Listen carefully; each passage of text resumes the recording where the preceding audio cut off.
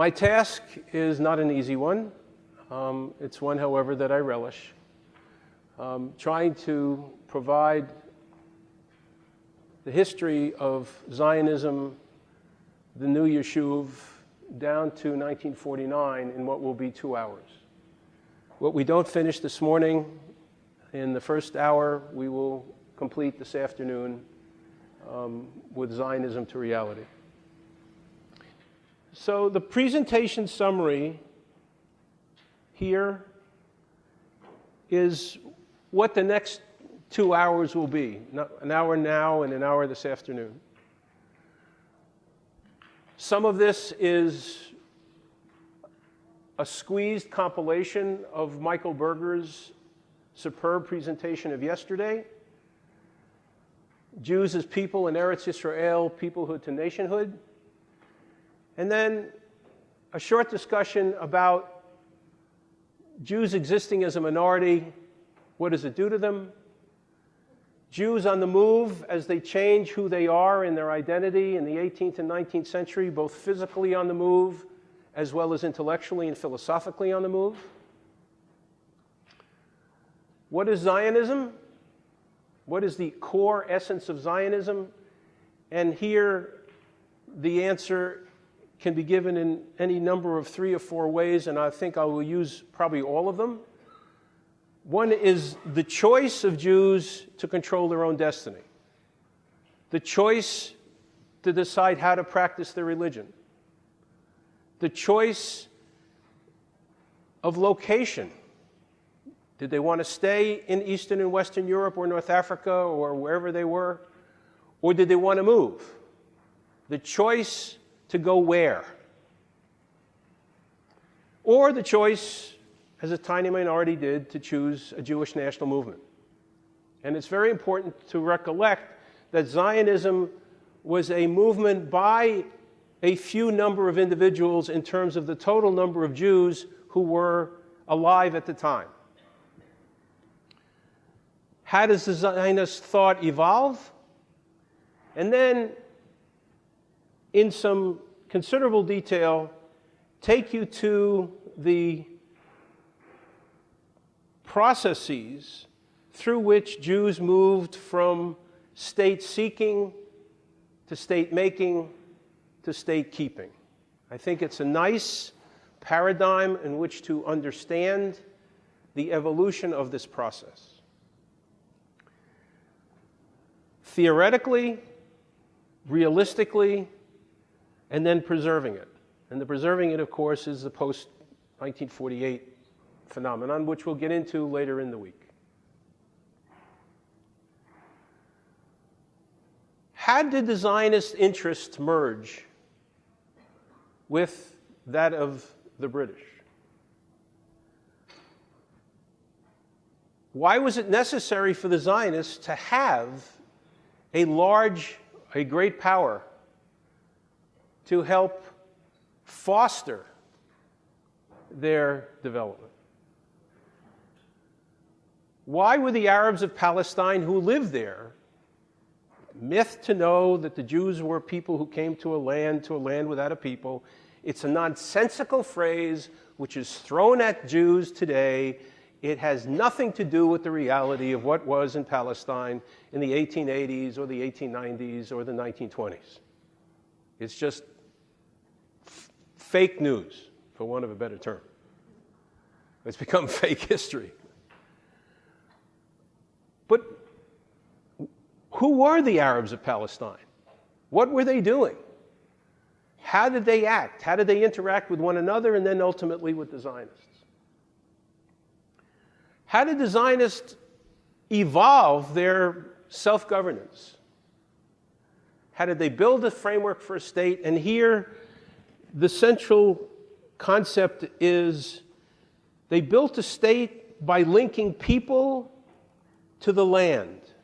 They had to have a system by which Jews would move from one geographic location to another, settle in the other location, and then create for themselves opportunities and chances to be self-governing, to develop economic well-being, and to cleave together into a common collective. It is important to realize that the Jews who immigrated to Palestine, and there are only 24,000 Jews in Palestine in the 1880s, and by comparative purposes, there are 300,000 Arabs living in Palestine in 1882.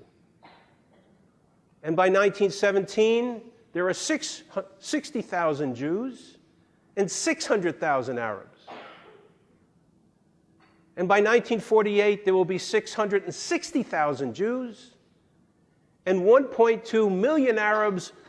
The date of 1947 is given because Arab refugees already left, either before 1947 or before the State of Israel was created. The Jewish population increased tenfold from 1917 to 1947-48. The Arab population doubled between 1917 and 1948. And from documentation that we have from the Arab sources in Arabic, in Arab newspapers, and from Zionist sources in German and in Hebrew, there is every reason to believe that there was a geographic, if not an economic, nucleus for a Jewish state in 1939. I know that sounds hard to believe, and counterfactual history can never be proven. But there was a sufficient growth on the part of the Jewish community and a sufficient degree of angst and trepidation that was articulated by the Arab populations of Palestine and by their leaders who said, Jews just don't say, they do. And we have these documents available for you to read. They're on our CIE website. It's evident that there was a deep concern, a real concern, that a Jewish state was there in 1939. In the PowerPoint, you will have references on what to read, how to gain access to the information that's necessary to teach your classes, to engage adult learners with whomever you come in contact. The purpose is to provide you the sources so that you can question the sources, dig into the sources, and allow others to come to their own analysis. You can guide them, but the point of it is telling a history of the conflict or the origins of the conflict or the Arabs of Palestine or the Zionists or the Zionist-Arab conflict or the role of the British or the role of the UN without giving you the original source materials is asking you to tell a story without evidence.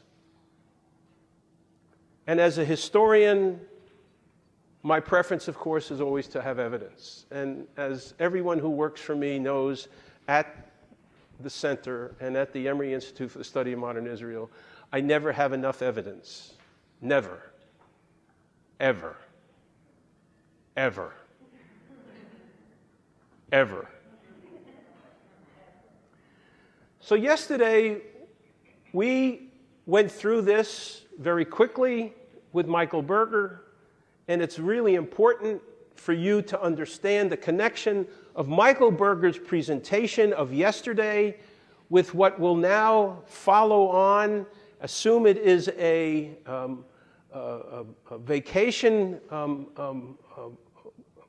van, and what we're doing is adding another car. Or this is a railroad train, and we're adding another car to the train as it goes down the historical highway. That had to be one of the most lame duck metaphors I've ever used. Land is the center. When Jews were not in Israel, Torah connects the Jewish diasporas. how did Messianic Judaism begin to get replaced by a notion of Jews saying, we'll take destiny into our own hands? The whole failure of the emancipation movement, Jews coming out of the ghetto, the Jewish population increase, all of these sociological processes are talked about with great detail by an Israeli historian by the name of Yossi Katz. If you haven't read any book by Yossi Katz and you're interested in Israeli or Jewish history of the 18th and 19th century, I recommend you read the book Out of the Ghetto. It's short, and he tells you exactly what was going on in Eastern and Western Europe. Phenomenal historian. And as I go through my presentations this week, I will repeatedly give you references to books that are classics. The fact that they weren't published yesterday or the day before yesterday doesn't mean that they're not of great substance. Some of these books are still the Bibles when it comes to understanding the history of what goes on here. Michael touched on some of these yesterday, and I want to re-emphasize them today, that Jewish diaspora existence was connected to who we were as Jews. Even though our practice may have been different, even though we may have lived in Marrakesh or Istanbul, then Constantinople, or maybe Berlin, we still did similar things. We celebrated life cycle events. We had Brit Milot. We had bar mitzvah, no such thing as a bat mitzvah. We had marriages. We said Kiddush. We said Kaddish. These are the things that we did. And they were done across the world, wherever Jews happened to be. We took our law, we took our books, and we reinterpreted it. We spent years interpreting it. We have essentially a celebration by which every Shabbat we say this, we articulate and present the same Parshat HaShavua. Across the world, there are some variations, of course. We don't have a disagreement on when we read Breshit or when the Ten Commandments are read. We know according to a certain calendar. We have disagreement on what the Parshiot mean, but that's the nature of who we are as a people. We have common historical experiences locally and internationally that brought us together, that sustained us. And we were together, though separate, synagogues with rabbis without the temple as central. Michael explained that very, very well yesterday. I've taken a look at how of Jewish political behavior in the diaspora in different locations where Jews lived. And I think I've begun to identify some aspects of skill building or capacity building that Jews had before they actually came to Eretz Israel. Qualities, skills, behavior, understanding of how systems work. Community politics evolved. You had to articulate your position to the ruler. There were the rules of the inside your community, and you had somehow to make those rules adapt to the majority population. Rarely did we fully assimilate into the surrounding environment. We stayed pretty much unto ourselves, and that was a quality that Zionists took when they came to Palestine in small numbers in the 1880s. They decided to stay in amongst themselves rather than trying to integrate into the larger population. Jews developed autonomy where they lived. They didn't have sovereignty. I'm sorry. Sorry, Jay.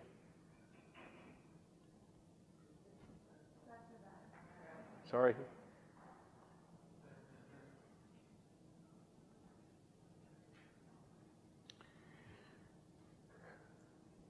We governed ourselves. Faith and self-governance before parliament. We were bureaucrats before we had a sovereign bureaucracy. And when I say we, I mean we in the collective of the Yeshuv, or we in the collective of the Jewish state. Civil society before we created a civil service. We had to engage in diplomacy before we had a foreign ministry for one major reason. And this major reason helped define who Jews were in the diaspora. Jews were a minority. Write it down. What does it mean to be a minority? What do you have to do as a minority in order to survive? You have to adapt. You have to improvise. You have to innovate. You now have to bend laws in order to satisfy your needs, so you will go from Kiddush to Kiddush and not have to go to Kaddish in between. Being a minority has an impact upon a person's behavior. We now say today, how can American Jewish youth in the United States feel somehow oppressed, feel somehow they have to adapt, feel somehow they have to innovate, if they are American Jews in American society with the equality that's before them? Why do they have to even feel like a minority? They are accepted. I know there are certain elements in the BDS movement that say Jews can't be accepted because they're whites and therefore they're oppressors. I got all that nonsense of the contemporary. But we'll get back to that later on. As a minority, you have to plead your case. You plead your case to a Polish leader in the 13th century. You plead your case to the Tsar or to a king of Spain or Portugal. You plead your case to the Ottoman Sultan that maybe you can immigrate to Palestine as Herzl tried to do.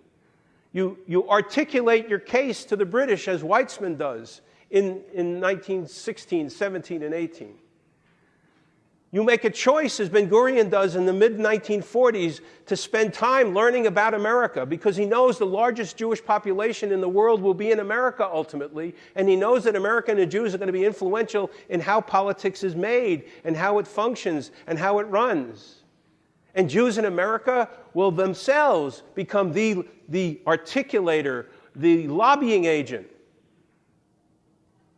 ultimately into the 50s and 60s. Speaking on behalf of your cause and your belief and your sustenance is what we have done over the ages. I don't know if it's in the DNA. I just know that it's been done.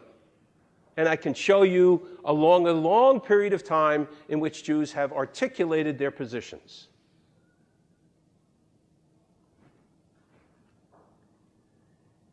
If I want to give you a periodization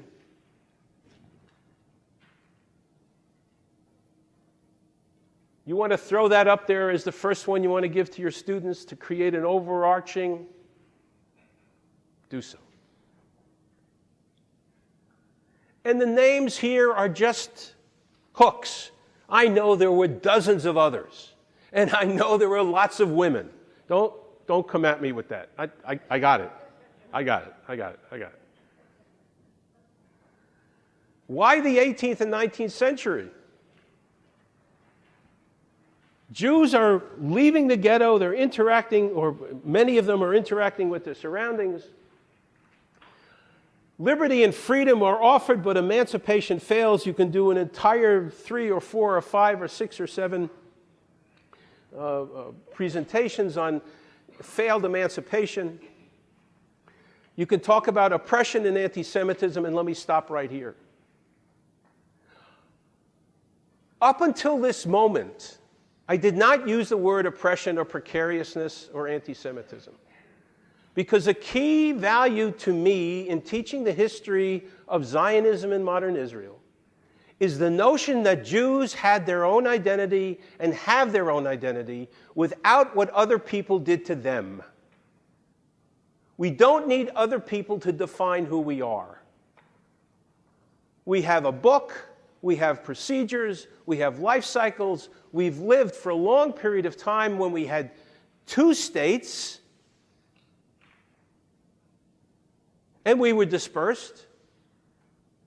But the point of it is, if all we do is tell the history of Zionism in Israel based on victimization of what other people did to us, then we have shortchanged our identity. I'll say that again. We have shortchanged our identity of who we are. And if I were standing in front of the bema at my synagogue, and behind me I would go, and behind me in that book is who we are. Now, yesterday Michael put it up for you. You all stood up, you all sang. I don't know that you guys will get a singing contract, but it was okay. But the key phrase here is Lihiyot Am Chofshi Ba'artseinu. Do your students know what Hatikva is? Do they know that the key phrase in it is Lihiyot Am Chofshi Ba'artseinu? I've been before public audiences in which very significant donors to major Jewish organizations did not know the words in Hatikva, and they did not know until I presented to them in a keynote address that this is the phrase that matters. And they came to me afterwards and said, never knew it. And they've been given $50,000 a year for the last 15 years to a major Jewish organization. It's okay for people to learn as they get older, and it's okay to reinforce an emotional commitment with an idea of substance. What? What did I say? To be a free nation. What did I say? Liot, to be a free nation in our land. What? Wait. One person at a time.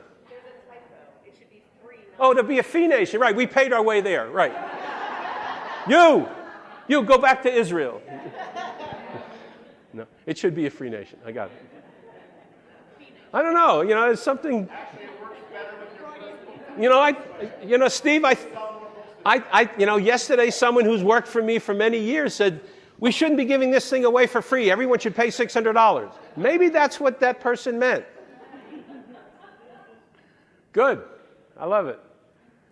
So this is a graph, really. And it says a lot about where Jews lived and where they live. Now, I know it's only 2009, but you'll forgive me. It's the essence is still there. World Jewish population, 88% of world Jewish population in the 1880s lived in non-democratic societies. 88% lived in non-democratic societies. Today, or 2009, fully 84% live in democratic settings. It's probably even more today than it was in 2009.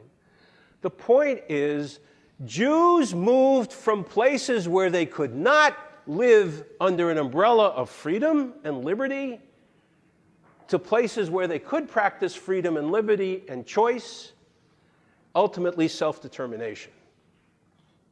It is a major shift in Jewish sociology.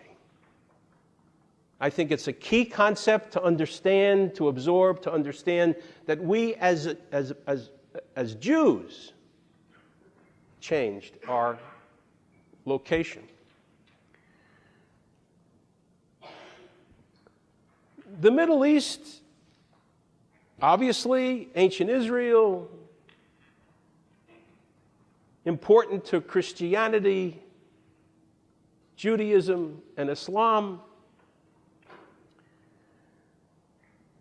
There is a religious element in the history of Jewish attachment to the land of Israel, and there is a similar attachment by Christianity and Islam to the region as well.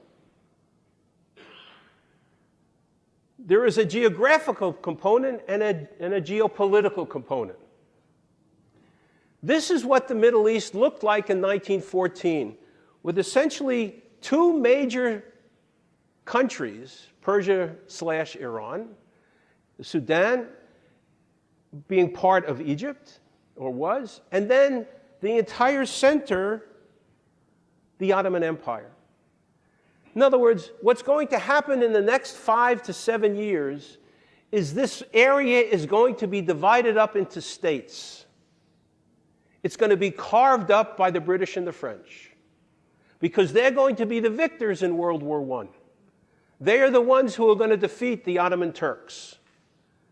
They are the ones who are going to sit quietly, furtively, secretly, demonstratively, and create zones of influence for themselves, spheres of influence for themselves, trusteeships. I don't care whatever term you want to use. But the goal of the British and the French, who were victors in World War I, was to be sure at the end of the war they could determine how the Middle East would be used so it would fit their needs. Neither the British nor the French decided they were going to the Middle East to engage in self-determination. There was no concept of self-determination in the region. Anyone who thinks that the British and the French denied the Saudis self-determination, first of all, Saudi Arabia didn't exist. No sheikh of Kuwait was going to allow anyone to engage in self-determination. Muhammad Ali's ancestry, he had settled in Egypt in the early part of the 1800s, ruled by Fuad and then Farouk. They tried parliamentary democracy, it didn't work. In other words, concepts which we cherish today as self-determination, and if someone argues to you that the British and the French denied the Palestinians or denied the Jews or the Jordanians self-determination, it wasn't an item on the agenda. Prince Faisal, who went to the peace conference in 1919, did not articulate self-determination. If you're going to talk about the history of the conflict and the history of Israel and the history of the Arabs of Palestine, you cannot use contemporary terms to describe something that happened 100 years ago. There's no application, no connection between the two. And it's laziness when we choose to do that. Or it's laziness we don't ask someone who says, you see, you denied them self-determination in 1914. What's for self-determination? This is what Palestine looked like. Palestine was a series of administrative areas, not an independent zone, not an independent state. Literature about this area in the 19th century, the histories in Arabic are Tarikh al-Quds, the history of Jerusalem. Tarikh al-Azza, the history of Azza. Tarikh al-Jabal Nablus, the history of the Nablus region. You don't find anything called the history of Palestine. That doesn't mean people didn't live there. Of course they lived there. But let's be careful about what we say of what was there and what was not.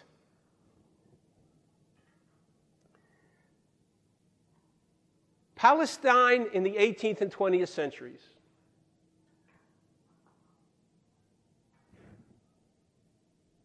land was the nexus of power.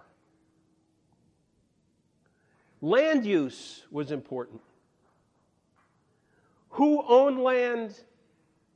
Who sold land? Who was indebted to whom because of their poor crop yields? Arab agriculture in Palestine or in Syria or in Iraq was dominated by people who worked the land, toiled the land, and were diligent about doing so. The amount of cultivable land, that is, the amount of land that was actually capable of being cultivated, was relatively small in terms of the large amount of land that was there. Half of all the area that becomes Palestine under the Mandate. That's Palestine by the British definition after 1920-21. Half of the land that is, the land from Beersheba south, it's almost impossible to cultivate.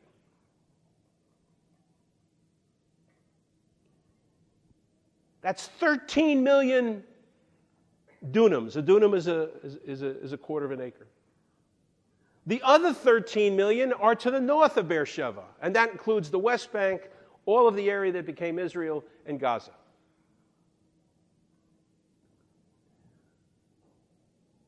Politics in Palestine, in Arab Palestine, is dominated by individual families, by families who had relative control or complete control over urban areas and sometimes over the villages that are very close to the urban areas. And they were not interested sometimes in the lands that they owned or controlled because that land was land that meant to them because they themselves worked on it. Who worked on it were peasants, fellahin. And these fellahin went into debt pretty regularly because there was bare subsistence agriculture that was used by these peasants. What happened in the 1860s, the late 1860s, when the Ottoman Empire was interested in increasing its tax income, it decided to issue title deeds. It decided to say that if you own this land or land over there, you should get a title deed, and for the title deed, we will expect you to pay a certain fee for it. And we will also register your land in terms of the amount of land that you own. But there was no survey done. So you owned land from the sea to the land of the great fight, to the big rock, to the family of X. That was the extent of survey. No yellow or orange stripes that are running around people's properties, with some guy coming along with his little thing going like this, right? As you have, the day before, the day after, there's a land sale. Once I have a title deed, I now have something that I can trade. The introduction of title deeds was the greatest single influencer on changing the sociological patterns of the Arab Middle East. Because once peasants had title deeds, or they had the title deeds registered for them by some landowner, then the landowner began to collect the title deeds.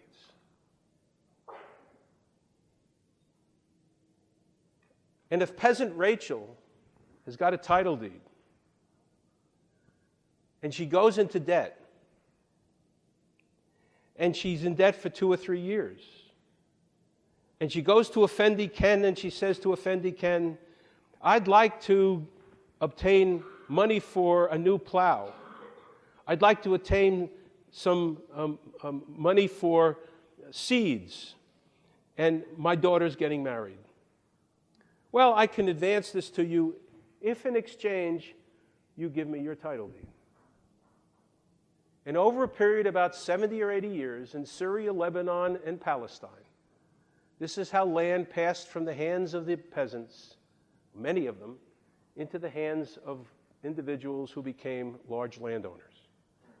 And what you will see if you take a look at Arab politics in the Middle East, you will find that it was landowners in Lebanon and religious leaders, landowners in Palestine, and landowners pretty much in Egypt as well, who became critically important in determining politics from the 1920s through the 1950s.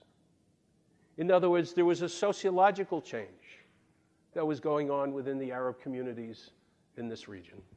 Has nothing to do with Zionism, has nothing to do with the British, has nothing to do with the French, has nothing to do with imperialism, has nothing to do with colonialism. This is what's going on the ground. The key for Zionists, of course, would be when they came to Palestine and then they wanted to buy land or they wanted to acquire land from some person or some place, the land title deeds were now in the hands of the few, not in the hands of the many. That's what facilitated land purchase. I spent 15 years of my life working in the Central Zionist Archives, reading Jewish National Fund documents and documents of the Sochnut, of the Jewish Agency. And I can tell you with a high degree of certitude that this process is essentially what enabled Jews and Zionists to acquire land as they came and immigrated in the late 1880s right through down the 1940s. Can I get your question in a moment? Can you write it down to be sure? Okay.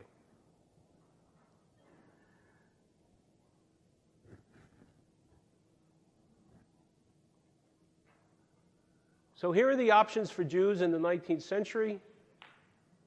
We talked about some of these already. It's all there for you to remember for your with whom you're having a conversation. Jewish choice. So what is Zionism? And I think questions have been asked already in the seminar, the workshop about, did people come with a myth in their mind about what Zionism was and what it would become? I think many people left where they were for the same reasons that many people leave where they are to go to another place because of push and pull. How many of them are thoroughly motivated by philosophy or ideology? How many of them are motivated by, it's just not safe for my family? I can't tell you that. Unless I read individual diaries and individual statements, I can't make a generalized statement that the Jews who came in the first or the second Aliyah were necessarily fully imbued with Zionism, whatever that meant. And as we know, ideas over time change. They evolve. They're not the same in the 1880s as they were in the 1890s, as they would be in the 1930s, as they would be in the 1950s. And when the Zionists came, they didn't just bring their experience, and some of them weren't very experienced at all, but they brought their cultural traditions. They brought their poetry, they brought their music, they brought their Yiddish, they brought lots of things that made up who they were. And that also had an evolution that took place during the 10s, 20s, 30s, and 40s. They resurrected this language, and they didn't know that they were going to do that until maybe the early part of the 1900s. They didn't come in mind saying, yeah, we're going to resurrect Hebrew. That's the reason we're going. No, please be careful about saying that all moots are coots, or all coots are zoots, or all apples are oranges, or all oranges are plums. You can't do that. You can't do that when you're trying to chart a group of people who are coming together into a new collective. For them, it was, I'm going to come here, I'm going to change who I am, I'm going to be the subject now of my sentence rather than the object of someone else's. A very important concept. And then how do they do that? I gave you that number earlier. And there are varieties of Zionism. I mean, the varieties are mammoth. Religious Zionism, secular Zionism, capitalist Zionism, socialist Zionism of 5 or 6 or 7 varieties. This, again, is another timeline. It's a timeout for you as an instructor or as someone who's teaching someone else. Here, this is the overarching time frame from the 1750s to the 1950s. You asked for something like this earlier. I think that may allow you to put a whole series of ideas into it. And then you can also slide into this what happened. You can slide in World War I. You can slide in the decisions made by the British and the French to carve up the region. You can put in, you can carve into here the creation of Arab states.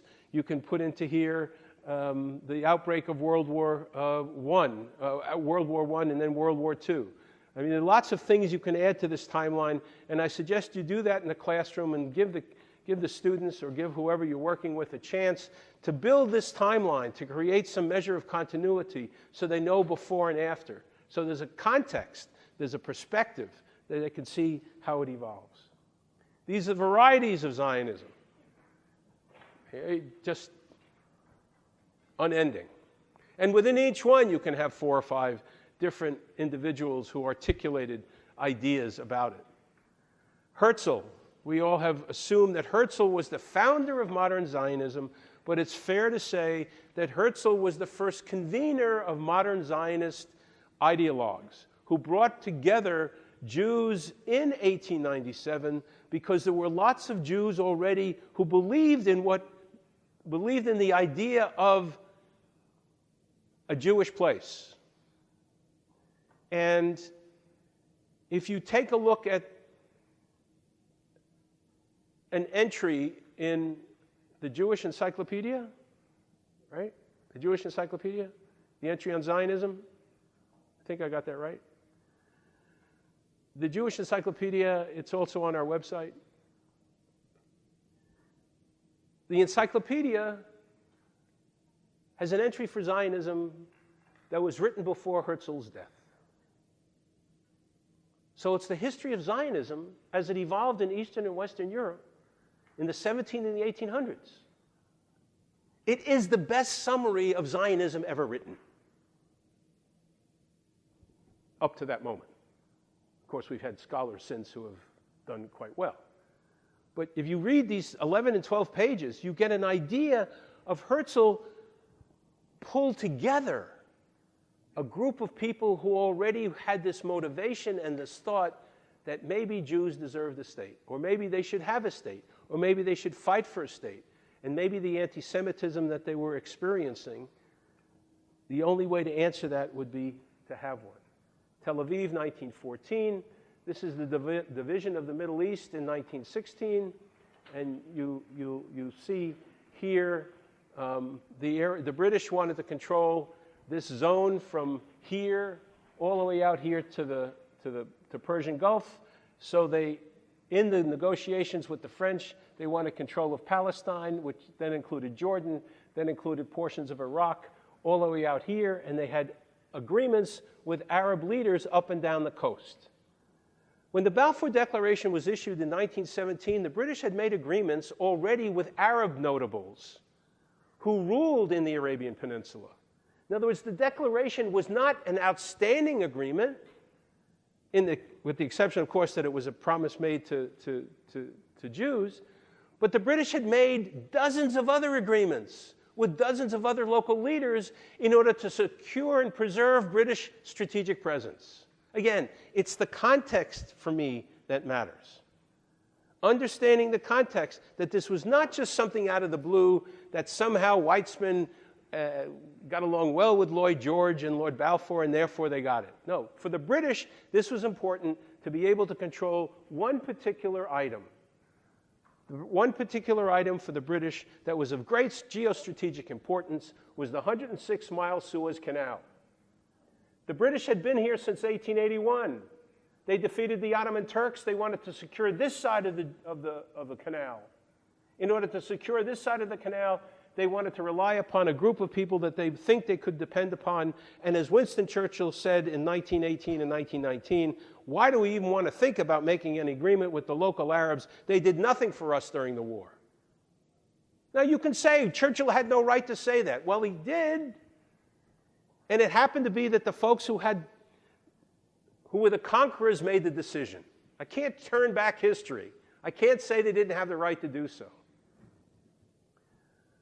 This is the Middle East today, pretty much, which came pretty much out of His Majesty's government view with favor the establishment in Palestine of a national home for the Jewish people. Nothing shall be done which may prejudice the civil and religious rights of existing non-Jewish communities. It doesn't say nothing shall be done which may prejudice the political and civil rights. The word political is not mentioned here in this particular part. Now you become a devotee of diplomatic documents about what's said, what isn't said, and where it's said. And why is that? Because the British did not want the Arabs of Palestine to in any way assert political rights. Because if they asserted political rights, then the Arabs in Egypt might assert political rights. And the British were not about to get out of Egypt. They had been there since 1881, and it was a strategic national interest for them. So they made the rules. Now you can say it's unfair, it's not the way it should have been. Well, that's the way it was. Jordan was then created out of Palestine. This entire area originally was Palestine. Jordan was created in order to provide for one of the Arab leaders of the Arabian Peninsula a place where he could rule, the Hashemites. And his name was Abdullah. And then Abdullah's grandson was Hussein. And Hussein's son is Abdullah II, who now rules. If you want to go back to the lineage. Zionists at the Peace Conference, League of Nations, 1922. League of Nations was created after World War I in order to have a body that could make decisions that might prevent European powers from going to war. And the first major topic on the League of Nations agenda, I don't know if it was the first, it was a major topic, was what to do about the area of the Middle East and the area of Palestine. It was included. But you see that the land bridge that the British created from Egypt to the Persian Gulf, what is so absolutely essential in teaching the Middle East, in the broader context, is this geography and this geopolitics do not change regardless of who rules the land. You will always have a narrow space of land between European Turkey and Asian Turkey. You will always have the Russians or the Soviet Union or then the Russians again wanting to come out of the Black Sea with their fleets. You will always have the Russians or the Soviets or the Russians again wanting to find ports of call in the Mediterranean. Why does Putin today defend Assad? He necessarily likes the brutal guy. He wants to be sure that his fleets have naval facilities in Syria the day after tomorrow.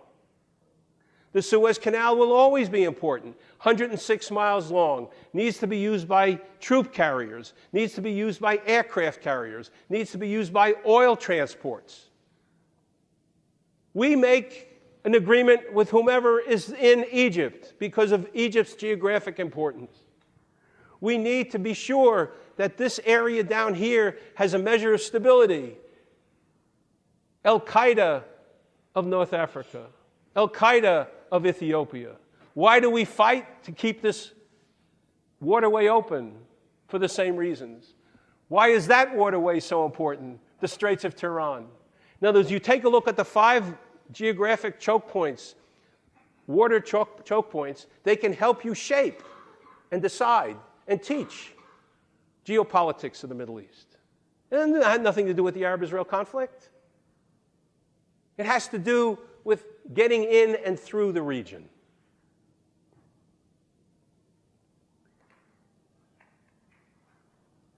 And I'm going to end with this and pick it up after lunch, or after the break this afternoon. It matters who drafts the document. It matters who writes the document. And the Articles of the Mandate that were passed in 1922 by the League of Nations, these are articles of how Palestine should be run. The Articles of the Mandate were partially shaped by Zionist authors. And therefore, the contents of them was very much in favor of what the Jews were trying to do. If you're ever in a bureaucracy and you're ever at a meeting or a PTA or with your peers and you have a point of view and they say, let's create a plan for X, Y, and Z, you should be the first person to go home, type up the first draft and send it out to everyone, because everyone will react to you. I guarantee it. I was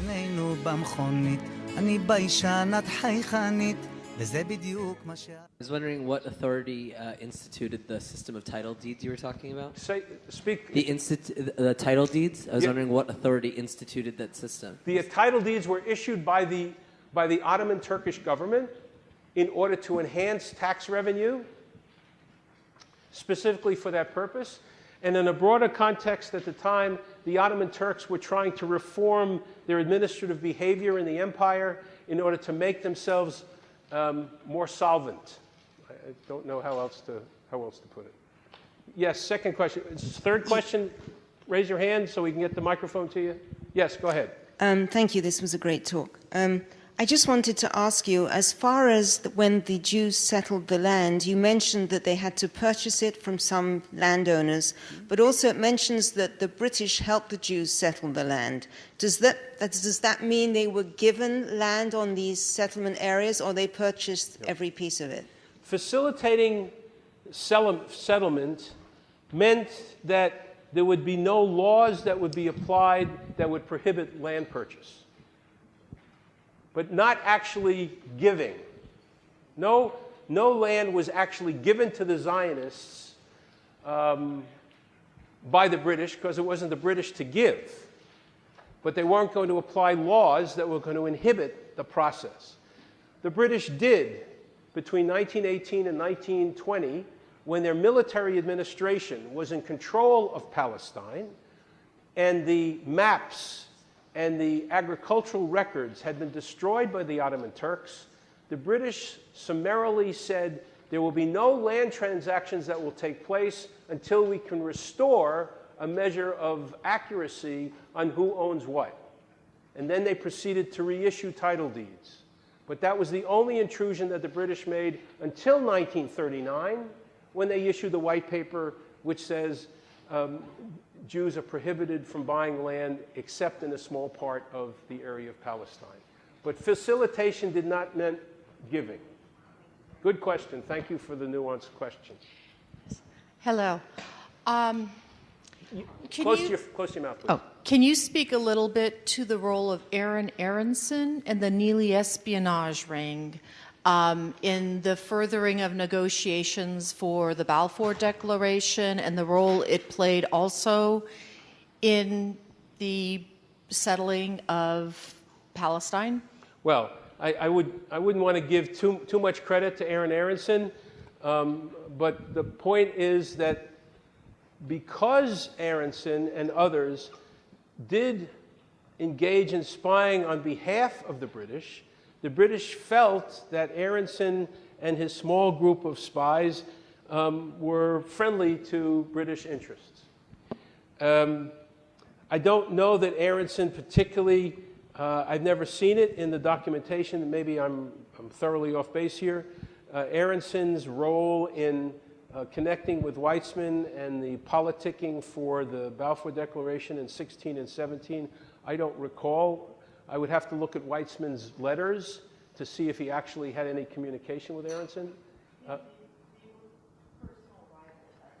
I'm sorry? Personal rivals, I believe. Yeah, well, that would, you know, I'm sure that Weizmann was pretty good at developing a cadre of personal rivals. Yeah. But, you know, there weren't a lot of Jews who were in Palestine at the time who were actively engaged in the British war effort. There were Jews who formed the Zion Mule Corps, if I'm not mistaken. Isn't that right? They were in Alexandria. Right. Remember, the Ottomans, right during World War I, the Ottomans expelled a lot of the leading Zionist figures from the land of Israel to prevent some, additional agitation or them cooperating with the British, including people like Ben Gurion and Moshe Sharet. They were, Ben Gurion had spent those years in Istanbul, actually, learning law. And others, like Ken just said, were in Alexandria, and that's where they organized what became the Zion Mule Corps and other groups that fought alongside the British. It's because the Ottomans expelled them from the land of Israel that happened. The only point I want to leave you with is we're going to follow the track of Jewish nation building. We're going to follow it through the 20s, 30s, 40s, till the state and the Independence War and the Palestinian Nakba. We're going to go all through that. Simultaneously, in the Middle East, you have individual Arab states who are slowly going to jettison the influence of the British and the French from the control over their governments. And they're going to come to power, and they're going to try and assert themselves as political leaders. The French will continue to have influence over Lebanon and Syria.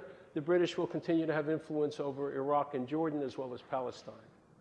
And when we get to the end of the mandate, at the end of the 1940s, the French will have pretty much pulled away from Syria and Lebanon. The British will have pulled away from Iraq, with some influence still in Jordan. And the British, of course, will turn the Palestine Mandate over to the United Nations. The British will still be in Egypt, and they will remain in Egypt until after 1952.